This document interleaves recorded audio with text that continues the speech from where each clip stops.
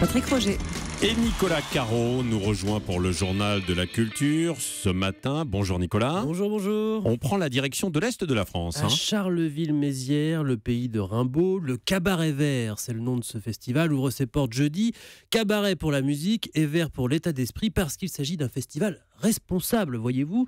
Explication de Julien Sauvage, l'un des fondateurs du Cabaret Vert. Ça se traduit par le fait qu'on a une politique très très stricte sur tout ce qui est boisson, restauration, mais pas que. Une politique d'achat très orientée justement sur le local et l'économie circulaire. Il n'y a pas de kebab ou de steak haché surgelé sur le site du festival pour générer des retombées économiques locales, mais également proposer des produits qui sont produits localement, qui vont faire peu de kilomètres pour arriver sur le festival. Au final, on se rend compte que c'est un peu un cercle vertueux. Cette économie de proximité, elle est à la fois environnementale, elle est à la fois sociale et elle est à la fois économique pour le territoire.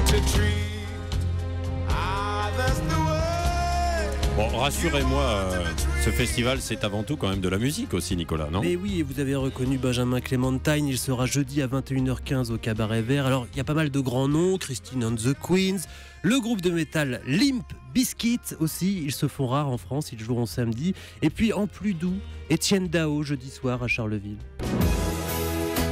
Mais tout peut changer aujourd'hui.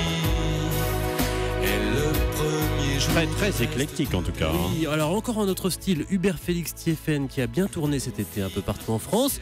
Il sera naturellement à Charleville en fervent lecteur de Rimbaud qu'il est. Elle descendait de la montagne sur un chariot chargé de paille, sur un chariot chargé de foin, la fille du coupeur de joie. On vous rappelle des souvenirs, Patrick ? Quelques souvenirs, effectivement. Bon, il y aura aussi des découvertes quand même à Charleville, non ? Chaque année, oui. Et parfois, c'est le principe, les découvertes deviennent très connues. C'est le cas de la chanteuse Célassou. Elle s'était déjà produite au Cabaret Vert à ses débuts et elle revient triomphante. Célassou, c'était plutôt un clin d'œil à ce qu'était le Cabaret Vert à l'époque. On a été dans les premiers festivals français à faire Célassou à l'époque où elle était vraiment peu connue. Donc ça nous arrive rarement de reprogrammer des groupes, mais effectivement, on a eu quelques petits passages remarqués qu'on aime bien reprogrammer en gros quelque part. On prend quand même un plaisir particulier à programmer des artistes qui sont venus presque en découverte chez nous et qui deviennent aujourd'hui des têtes d'affiche. Célassou en est effectivement un très bon exemple. Et alors combien de jours va durer ce festival ? C'est jusqu'à dimanche, d'ici là vous avez de quoi faire, les Chemical Brothers vendredi, Ratatat aussi de la pop électronique dont on a déjà parlé cet été et plein d'autres. Et quelques semaines plus tard, le 18 septembre, débutera le Festival mondial des marionnettes. Ah oui, très connu là-bas. À Charleville, effectivement, ça n'a rien à voir, mais ça vaut le coup aussi. Merci Nicolas Caro, on essaiera de faire les deux. À demain. À demain. Europe 1, 7h43.